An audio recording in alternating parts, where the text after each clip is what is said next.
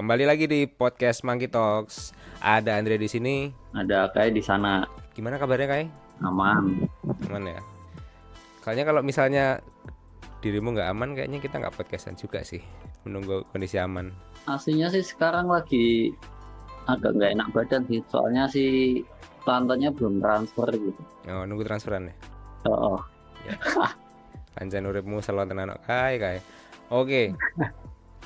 Episode kali ini kita mau ngobrol dengan seorang teman, konco lawas kita juga nih. Dan kali ini kita mau membahas soal pendidikan. Oke. Spesifiknya? Kita mau membahas tentang beasiswa. Oke. Dulu sebelum pandemi itu hampir setiap tahun itu orang berburu beasiswa ke luar negeri. Yang paling dikenal orang itu kan LPDP ya, dari Kementerian Keuangan. Nah, kemudian tren itu tuh semakin hari atau semakin tahun meningkat lah. Nggak cuma LPDP kan yang ngasih beasiswa tuh banyak sebetulnya. Nah, teman kita kali ini dia pernah mendapatkan beasiswa sekolah di luar negeri, khususnya di Australia. Lagi-lagi Australia ya. Wingi dewe kancane dhewe ning Australia, saiki Australia meneh. Karena negara ini loro, Tangerang atau Australia. Enggak Bekasi. Bekasi beda planet ya. Iya, makanya beda planet. Ya karena kebetulan memang teman-teman kita diberikan rezekinya ke Australia. Nah, kalau nanti kita ketemu teman yang rezekinya ke Uzbekistan ya tentu aja kita akan undang. Tapi kalau Uzbekistan cewek cuma suara itu kira-kira menarik gak ya? Kayaknya kita harus bikin akun OnlyFans buat khusus podcast itu. Oke. Nggak usah lama-lama lah, kita akan undang teman kita ini, yaitu Fendi. Halo Fendi. Halo Pak Andre, Pak Kai, apa kabar? Baik. Iya kabarin ya Ojo. Masih zona nyaman lah Jogja ini. Saya ngerti kuwi zona iki mengenone merah, kuning, karo oranye. Kok kowe iso zona nyaman iki kok ndi? Mentang-mentang slogan Yogyakarta ya. Iya, berarti nyaman kan. Jadi ya kita tetap berarti nyaman juga. Wong embo ono Covid apa ora ya tetap berarti nyaman wae. Iya, itu penting. Berarti nyaman tapi UMR mepet ya. Untung kerjanya bukan UMR. Ayo. Nah, itulah karena supaya kita tidak terjebak dengan upah UMR itu salah satunya melalui sarana pendidikan ya, Fen ya. Setuju, sepakat. Ini bukan bermaksud untuk mengecilkan hati teman-teman yang UMR enggak, tapi justru kita di sini tuh ngobrol, ada kesempatan atau peluang apa sih di luar sana, karena bahkan teman kita yang di Jogja ini bisa melanglang ke luar negeri gitu loh. Artinya kesempatan itu terbuka untuk semua orang lah. Ada yang namanya beasiswa yang bisa membuat orang belajar atau studi di luar negeri, mendapatkan kesempatan mendapat penghasilan atau punya pekerjaan yang bisa memberikan penghasilan yang lebih baik lah, tidak hanya mengandalkan UMR. Yes. Sepakat Pak. Ya UMR tetap oke lah. Cuman kalau mau lebih ya untuk memperbaiki standar hidup kan. Betul sekali. Nah, sebenarnya podcast kali ini tuh adalah isi terselubung karena aku sendiri tuh sebetulnya pengen banget mengajukan beasiswa, tapi seperti orang-orang mager pada umumnya tuh cuma baru berhenti pada wacana, belum realisasi. Nah, justru saat ini tuh sambil aku tanya-tanya ke Fendi, kita ngobrol-ngobrol itu sekalian nanti mau tak catat apa sih yang harus dipersiapkan gitu ya, supaya nanti ketika ada kesempatan pembukaan beasiswa itu kita bisa mengajukannya gitu kan. Fen, boleh diceritain nggak dulu tuh waktu awal mula kamu mengajukan beasiswa itu seperti apa? Kalau aku gini sih Pak, buatku mendaftar beasiswa itu kayak sama aja dengan pilihan hidup lainnya. Ada orang yang memilih untuk bekerja setelah lulus, ada yang memilih untuk berbisnis setelah lulus atau apapun itu. Jadi ketika kita memilih bekerja, misalkan jadi BUMN, kita harus tahu kan orang akan melakukan riset BUMN-nya mana, kinerja BUMN-nya seperti apa, gajinya berapa, dan fasilitas yang didapatkan seperti apa. Nah, sama aja dengan itu tadi, bahwa nyari beasiswa itu kayak gitu juga. Beasiswanya kemana, pemberi beasiswanya siapa, fasilitasnya apa aja, itu standar sih. Nah, dari situ mungkin aku akan menggarisbawahi soal pemberi beasiswanya siapa, karena setiap pemberi beasiswa aku mempercayai mereka punya agenda masing-masing kan. Contoh yang tadi Pak Andri bilang soal LPDP. LPDP itu lembaga pemberi dana pendidikan gitu kan, yang diberikan melalui skema pajak dari pajak pendapatan pajak negara gitu kan. Nah, dari LPDP sendiri sudah menjelaskan di website mereka, di slogan mereka, di kampanye mereka bahwa ini beasiswa adalah untuk membangun negara. Otomatis para penerima beasiswanya diharapkan untuk pulang ke Indonesia dan membangun negara, gitu kan. Karena pemerintah Indonesia skemanya adalah ingin memanfaatkan bonus demografi yang akan kita dapatkan di 2030 kan ya gitu kalau LPDP ya. Nah, dengan memahami perspektif itu, kita juga harus bisa mengatur perspektif kita ketika mendaftar beasiswa dari pemberi dana beasiswa lainnya. Gitu. Kalau aku kan dapat beasiswa dari Australia Awards, lembaga yang didanai oleh pemerintah Australia melalui Department of Foreign Affairs and Trade atau Kementerian Perdagangan dan Urusan Hubungan Internasionalnya Australia. Jadi ya harus dipahami mereka nyari apa, dari orang seperti apa, terus beasiswa ini tujuannya untuk apa. Itu sih standarnya. Aku dulu mencari beasiswa dari banyak skema dan aku mempelajari itu. Mulai dari New Zealand, UK, US, dan masih banyak lagi. Itu semua penggalian informasi itu bisa dilakukan melalui browsing ya, cari-cari melalui websitenya gitu bisa? Bisa banget. Itu adalah standarnya, maksudnya. Jadi mungkin aku sekaligus mempertegas hal-hal yang mungkin kalau istilahnya rookie mistake ya. Kalau orang-orang yang baru pertama kali itu, aku dulu tahu anak-anak yang baru mau lulus terus nyari beasiswa itu mereka tujuan utamanya adalah mereka pasti pilihan pertamanya adalah menghubungi orang-orang yang dapat beasiswa untuk cari tahu insight-nya. Menurutku nggak jadi masalah, tapi ada hal-hal yang menurutku basicnya itu udah harus dikuasai, yaitu beasiswa niki dari mana, beasiswa apa yang mereka cari, itu terus syarat-syarat umumnya itu juga mereka paling nggak sudah tahu. Nah akhirnya ketika ngobrol sama alumni atau yang orang yang udah pernah dapat beasiswa itu, mereka diskusinya atau pertanyaannya itu bisa lebih mendalam gitu loh Pak. Jadi ilmunya bisa dapat lebih dalam juga gitu. I see. Ini menarik loh ini karena sepertinya ya Fen ya, rookie mistake atau kesalahan orang-orang yang baru mencoba itu memang seringkali berulang ya. Ya, aku setuju soal itu. Jadi mereka selalu datang dengan tangan kosong, mengharapkan dicekoki dengan, dan ini salah satu hal yang aku kritisi dengan skema pendidikan kita kalau kita ngomongin secara filosofi dan general ya, bahwa kita tuh terbiasa dengan dicekoki informasi. Jadi ketika standar mau studi ke luar negeri, mereka punya keinginan kuat, tapi mereka tidak berani melangkah lebih dari sekedar punya keinginan. Mereka ketika punya keinginan, mereka akhirnya cari yang udah pernah dapat dan minta dicekoki informasi itu. Bukan memulai dengan cari dulu. Ketika cari dulu kan dirimu sudah melengkapi dirimu dengan informasi basic gitu kan. Sehingga dari situ dirimu bisa mulai menggali lebih dalam. Oh, kayaknya aku bingung di bagian ini, aku pengen tahu lebih lanjut. Itu. Oke, sedikit berbagi sih. Waktu lalu aku nyari-nyari beasiswa itu juga sebetulnya sebagian proses itu juga sempat aku lakukan. Buka-buka situs dari beberapa pemberi beasiswa gitu ya. Ya seperti yang Fendi katakan tadi, salah duanya itu kan Australia sama New Zealand tuh aku pernah cari tahu gitu. Apa ketentuan-ketentuan yang mereka persyaratkan, lalu opsi beasiswanya seperti apa. Nah nanti mungkin kita akan ngobrolin lah lebih lanjut. dari sekian banyak itu, omong-omong Van, kamu waktu lalu melamar ke berapa banyak tawaran beasiswa itu?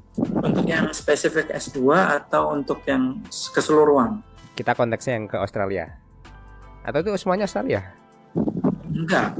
Jadi kalau aku akan membaginya itu tadi spesifik S2 atau general. Kalau general kan kita ngomongin beasiswa ketika aku masih kuliah S1, beasiswa yang sekarang aku lagi daftarin. Oke, ayo udah gini aja. Kita spesifik ke S2 aja. Kalau S2 gimana? Kalau S2 kemarin tuh aku daftar lebih kali dari 5 pemberi beasiswa tuh aku daftarin, Pak. Mulai dari US, New Zealand, Korea, terus yang sifatnya lebih general. Oke. Dari percobaan itu, apa sih barrier yang paling sulit dihadapi dalam masa proses ini ya, proses pengajuannya? Tantangan tersusah ketika mengajukan itu apa? Tantangan tersusah ketika mengajukan itu lack of preparation, Pak. Kurangnya persiapan. Persiapan dalam artian gini. Jadi itu kan orang itu kadang udah minder duluan dengan yang namanya persyaratan.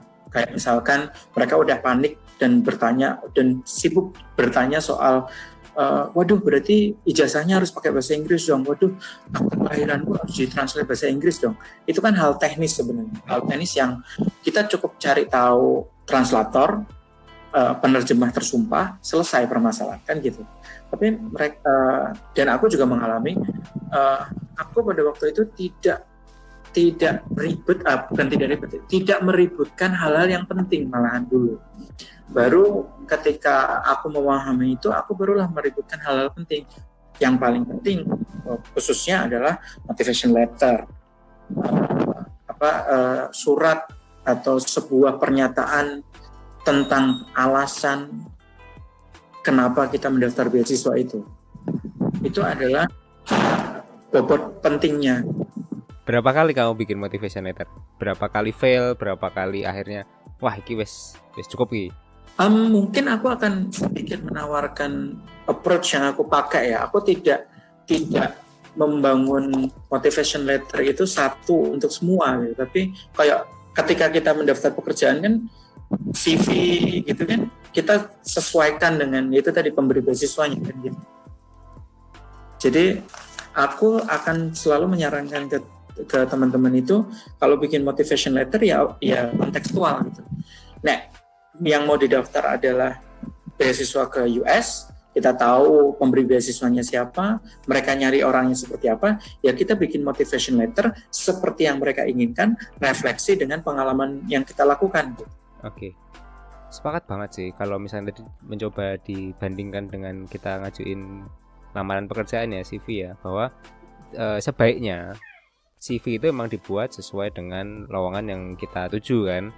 Kita melamar ke perusahaan F&B gitu ya, makanan dan minuman, ya tentu pasti akan dibedakan dengan ketika kita melamar ke perusahaan industri konveksi misalnya, karena udah pasti nggak akan ada benang merahnya walaupun job postingnya sama gitu. Aku cukup sepakat dalam hal itu. Lalu pertanyaan yang agak menggelitiknya itu begini, ketika kita memasukkan beasiswa itu hanya bisa nyoba masukin sekali atau kita bisa masukkan berkali-kali? Oke. Kalau itu tergantung pemberi beasiswanya. Kalau pun sekarang beberapa pemberi beasiswa, contohnya LPDP dulu di tahun 2015 itu dia membatasi pelamarnya untuk mendaftar maksimal 2 kali.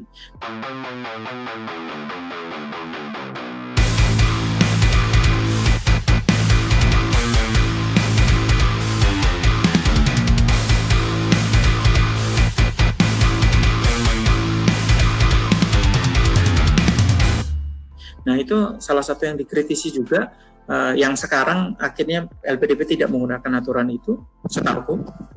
Karena gini, ketika seorang lembaga pemberi beasiswa itu membatasi dirinya untuk menerima pelamar hanya 2 kali mendaftar gitu, itu sama aja dia mendiskreditkan proses seseorang gitu kan. seseorang kan bisa jadi di tahun pertama dia daftar itu pengalamannya masih minim gitu, terus tahun berikutnya dia mulai growing, pengalamannya mulai lebih dalam gitu, itu masih gagal. Tahun berikutnya dia udah nggak bisa daftar lagi. Padahal bisa jadi di tahun ketiga itu pengalamannya sudah lebih matang, isu yang dia bawa juga lebih jelas, kontribusinya juga lebih mantap gitu kan. Jadi ketika dia membatasi itu, ini dia mendiskreditkan proses itu tadi. Nah, sekarang sih setauku sudah tidak ada batasan lagi soal berapa kali daftar. Termasuk beasiswa yang aku dapat kemarin itu tidak pernah ada batasan soal berapa kali daftarnya. Untuk ketentuan itu tuh ada di masing-masing pemberi beasiswa ya, kalau nggak salah ya? Ada di website masing-masing, betul. Karena dulu seingatku ya, si Pak Anwar Fuadi ya, apa namanya itu dulu, yang dia ke Sorbonne, apa si anu ya, Andrea Hirata ya, itu kan dia sempat menceritakan bahwa pengajuan lamaran beasiswa ke Sorbonne tuh cuma boleh sekali seumur hidup, kalau nggak salah lo ya. Jadi yo harus ya berhasil atau enggak, udah pilihan cuma 2 aja, berhasil atau enggak. Tapi oke, segala sesuatu itu bisa kita dapatkan melalui situs-situs resmi dari pemberi beasiswanya ya. Sekarang kita sedikit bicara tentang proses setelah motivation letter itu. Setelah itu kita submit ya, kita masukkan ke pemberi beasiswa. Lalu tahapan berikutnya, tantangannya pada waktu seleksi itu berikutnya itu adalah wawancara, bukan? Ya, betul. Setelah masuk motivation letter, dia akan wawancara. Sedikit mundur, ketika membuat motivation letter, dulu sempat ada pertanyaan begini, apakah kita harus approach ke atau melakukan pendekatan ke kampus di mana nanti kita tuju untuk mendapatkan rekomendasi dari mereka, artinya mereka akan menerima kita, atau bisa dibalik juga, misalnya kita nunggu beasiswanya dulu, kita terima beasiswa baru kita nyari kampusnya. Gimana pengalaman Ben? Oke, jadi gini, secara administrasi itu sebenarnya gini, ada yang namanya surat terima kampus, itu letter of acceptance atau biasa anak-anak sebutnya LOA, sama ada motivation letter. Nah, motivation letter ini ada 2 juga, motivation letter untuk beasiswa atau motivation letter untuk kampus. Jadi gampangnya gini, ketika ingin mendapatkan beasiswa, kita harus tahu beasiswanya itu seperti apa. Saya ambil contoh beasiswa yang aku dapetin kemarin, Australia Award. Australia Award itu di websitenya sudah menyatakan bahwa tidak perlu mencantumkan LOA atau bukti keterima di kampus. Kenapa? Karena proses pendaftaran kampus di Australia itu akan melalui sistemnya si Australia Award, karena Australia Award kan dari pemerintah Australia. Jadi sistem pembayaran beasiswa yang untuk bayar uang kampusnya itu melalui sistem yang Australian government punya gitu kan. Makanya seluruh proses pendaftaran ke kampus itu harus melalui sistem mereka. Itu satu. Skema beasiswa lain belum tentu punya kayak gitu, karena contohnya kayak LPDP kan beasiswa dari pemerintah. Ketika mau melakukan pembayaran ya otomatis ini hubungan bilateral, government to government gitu kan. Itu mereka menyarankan untuk memiliki LOA. Kenapa? Mereka melihat LOA itu sebagai bukti keseriusan seseorang, bukan lagi sebagai syarat administrasi gitu. Jadi ketika again itu tergantung dari pemberi beasiswa ya, makanya rame informasinya simpang siur soal mana dulu nih, LOE dulu kah atau kayak gimana gitu. Pun LOE itu ada beberapa macam gitu. LOE yang sifatnya S2 menggunakan coursework atau kuliah biasa pada umumnya, atau S2 dengan riset, atau S3 gitu. Karena kalau S2 yang kuliah biasa itu kan bentuknya kayak kita kuliah gitu kan, nggak berbasis pada penelitian itu bergantung pada supervisor. Kalau bentuknya kuliah biasa kita ngomongin administrasi aja ke kampus. Di kampus saya mau daftar AB di jurusan ini, berkas-berkas saya, paspor, ijazah S1 bahasa Inggris dan segala macam masuk. Tinggal kampus melakukan assessment. Kayak kalau kita daftar kampus di Indonesia lah intinya, masukin berkas. Terus udah mereka akan secara otoritatif, ini kamu masuk, ini kamu nggak masuk. Gitu. Kalau nggak masuk, mereka akan tanya, mereka akan kasih tahu kurang ini atau segala macam. Nah, itu administrasi, hanya sekedar administrasi. Sedangkan kalau master berikut sama S3, PhD yang basisnya itu adalah penelitian, itu hidup bahasa kasarnya gini, hidup matinya si siswa ini, calon mahasiswa ini ada di tangan supervisor. Karena studinya dia itu berdasarkan riset yang dia lakukan bersama supervisor. Nah, dari situ penting untuk memiliki hubungan dengan supervisor, persetujuan dari supervisor. Apakah supervisornya mau menjadi supervisornya teman-teman, atau bagaimana, ada bukti korespondensi, bukti percakapan itu, ada bukti tertulis di email, misalnya screenshot email yang menyatakan si supervisor bilang menyetujui untuk menjadi supervisor, itu hal penting. Sedangkan kalau untuk urusan beasiswa, itu tergantung beasiswa masing-masing. Ada yang mensyaratkan LOE itu penting secara administrasi maupun secara motivasi, dan ada juga yang LOE itu berkas yang bisa disusulkan misalkan gitu. Oke, mengenai ketentuan LOE itu juga ada tercantum di situs resmi pemberi beasiswa nggak? Betul. Berarti tahapan awal tadi ya, orang harus betul-betul cari tahu secara mendetil di masing-masing pemberi beasiswa ya. Betul. Kalau aku sih akan menaruh fokusku lebih berat pada ini Pak, menyusun motivation letter itu, karena ibaratnya gini, misalkan dirimu seorang CEO atau seorang pendiri sebuah startup gitu kan, dirimu ingin mencari pendanaan gitu, sponsor untuk startupmu bisa berjalan, kan dirimu harus punya pitching kits kan, sebuah tools, entah itu profile, entah itu PowerPoint atau apapun yang akan dirimu gunakan untuk melakukan pitching atau mempresentasikan projectmu gitu kan ke pemberi dana. Nah, itu sama halnya dengan motivation letter. Jadi aku akan bilang motivation letter itu krusial untuk menentukan kamu diterima atau tidaknya beasiswa. Oh, motivation letter itu apakah betul-betul berbentuk seperti surat atau bentuknya seperti proposal gitu, kayak misalnya pakai slide gitu, atau bentuknya konsep seperti bisnis proposal, seperti apa? Oke, secara konsep motivation letter itu tuh bentuknya bebas dan beragam. Tapi gini, aku akan kembali pada itu tadi.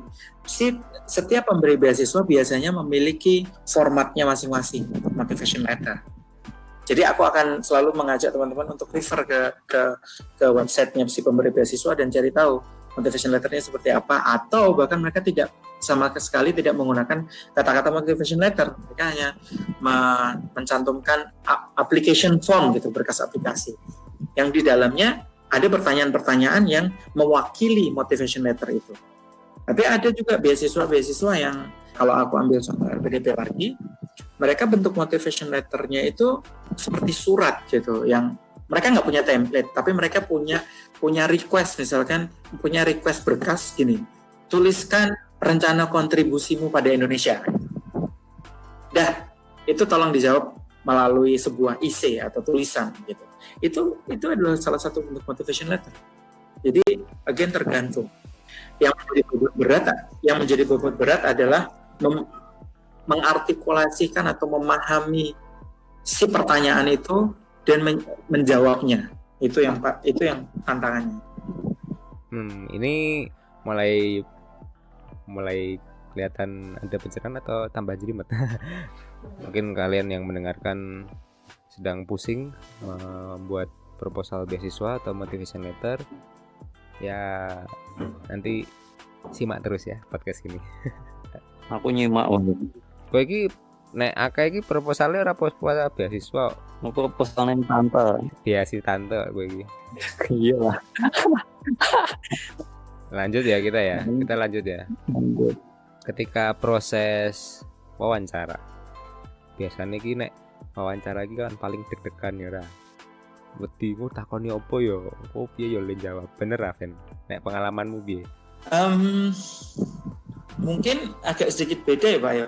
Karena gini, nek dari pengalaman kerja wawancara kerja atau aku kan jadi ceritanya aku tuh udah masuk di tahap interview which is itu tahap terakhir biasanya di 2 beasiswa kan. Satu LPDP, satu Australia Award gitu kan. Aku LPDP gagal, Australia Award dapat gitu kan.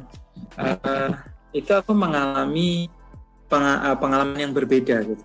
Betul di awal aku ada ketakutan atau kekhawatiran soal nanti akan ditanyain apa ya, terus modelnya seperti apa ya kayak gitu.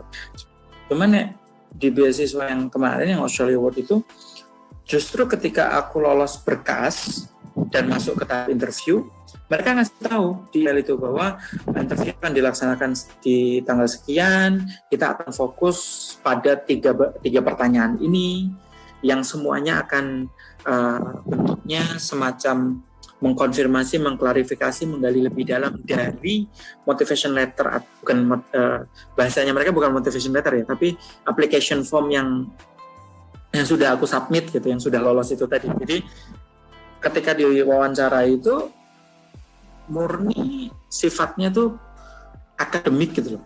Jadi mereka nanya mau studi apa, kenapa, di mana, terus kenapa, terus untuk apa, hal-hal kayak gitu. Jadi nggak ada pertanyaan orang tuamu kerjanya apa? Kenapa kamu kok tanya seperti itu? Ada yang nyuruh kamu siapa? Memang Soeharto. Ya aja. Itu tukang nasi goreng Intel di depan.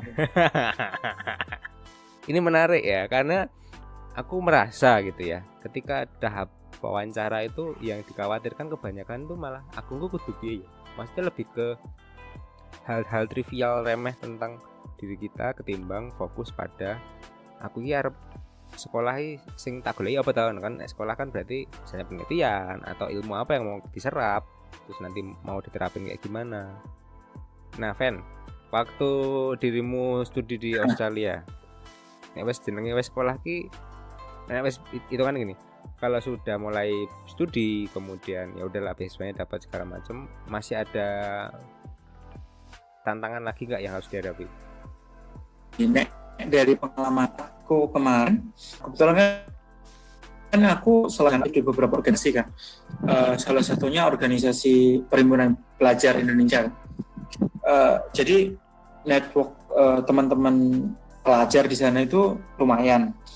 Nah, dari berkaca pada teman-teman, terus juga yang aku alami, itu tantangan yang paling menjadi sesuatu momok di sana itu adalah mental health, kesehatan mental, yang mana di Indonesia itu justru masih belum terlalu penting, masih belum menjadi hal yang digarisbawahi dan dikaji dengan dalam di masyarakat gitu. Kenapa aku bilang ini menjadi satu momok? Jadi gini, kita ini kan orang yang lahir dengan bahasa Indonesia atau bahasa Jawa, kalau konteksku ya, dan bahasa Inggris itu bisa jadi bahasa ketiga atau bahasa keempat buat teman-teman gitu kan. Itu tantangannya beda banget gitu. Tantangannya beda banget bagaimana memahami perkuliahan, dan tantangan pemahaman bahasa itu kadang tidak sesuai dengan ekspektasi kita sebagai seorang student, sebagai seorang siswa. Itu yang akhirnya memperumit kondisi mental, dan banyak teman-temanku yang tumbang, Pak, gara-gara itu. Tumbang yang beasiswanya harus di-revoke, dicabut, dianulir lah gitu. Ada yang harus perpanjang, ada yang mereka banyaklah tantangannya. Karena kita sendiri dari awal tidak disiapkan gitu, soal itu. Ini sesuatu hal yang menurut aku baru tahu ya. Aku baru tahu dari ceritamu ini bahwa ternyata ada banyak tantangan di dalam aspek psikologi ya, berarti ya, kesehatan mental. Apakah ini juga terjadi di banyak negara. Ini kan konteksnya kan pengalamanmu kemarin kan di Australia gitu ya, seperti itu. Bagaimana dengan teman-teman yang lain? Pernah ada cerita yang serupa gitu?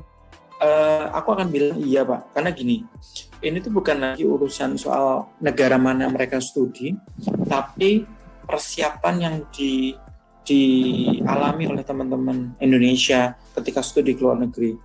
Karena kan gini ya, boleh jujur, banyak yang dulu aku juga memiliki paradigma ini ya, perspektif ini, bahwa ketika kuliah di luar negeri itu wah, bisa jalan-jalan, bisa dapat pengalaman baru, network baru, memahami culture baru. Ya, itu betul. Dan kelihatannya kayak wow gitu. Cuman ketika mengalami itu, ketika berpikir itu pada waktu itu, aku melupakan satu hal penting, bahwa ketika studi itu ketika kita dapat beasiswa itu, bobot responsibility, tanggung jawab paling besarnya itu adalah di studi gitu kan. Nah, aku baru memahami bahwa oh iya, yang ditampilkan itu ya hanya yang seneng-seneng, karena mana ada mereka mau menampilkan ketika deadline tinggal 2 hari dengan deadline tulisan bahasa Inggris full analisa gitu kan. Itu kan sesuatu yang jarang orang akan tampilkan. Dan teman-temanku kayak di Belanda, di Jerman, yang bahasanya perkuliahan dan bahasa sosialnya tidak bahasa Inggris gitu, itu jauh lebih kompleks lagi gitu, dan selalu berkaitan soal mental health, bagaimana mereka coping dengan stres itu. Oh, oke, dapat gambaran. Jadi seperti halnya misalnya kita tidak terbiasa dengan bahasa native di tujuan kita studi terus, dan harus bisa beradaptasi dengan orang lokal gitu ya, ngomongnya mending nek iso bahasa Inggris, nek pamane ra iso tambah stres lah kira-kira ngono ya. Oke. Dan itu juga ini ya, artinya gak cuman soal sehari-hari tapi juga menyangkut studi. Misalnya literatur yang dipakai di sana ternyata referensinya mayoritas bahasa lokal misalnya, bukan bahasa Inggris, tambah mana ya. Itu bisa jadi. Nah, aku malah menggarisbawahi ini, secara akademik literatur sih memang standar pasti biasanya bahasa Inggris ya, otomatis yang international journal. Tapi kadang tuh gini Pak, ketika kita kuliah gitu, kan ada jargon, bukan jargon ya, tapi bahasa-bahasa lokal yang muncul secara refleks gitu ketika seseorang berdiskusi.